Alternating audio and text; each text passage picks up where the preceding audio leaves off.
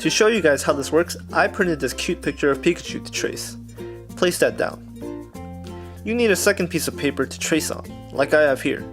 Put that over the original. I can't see the original too well, so I'm going to increase the brightness. There we go. Now, I'm going to trace over the original picture.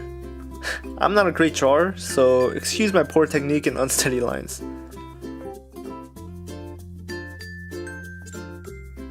As you can see, it's super simple to use. You guys probably can't tell, but the acrylic glass that's used here prevents the original drawing from sliding back and forth on the glass.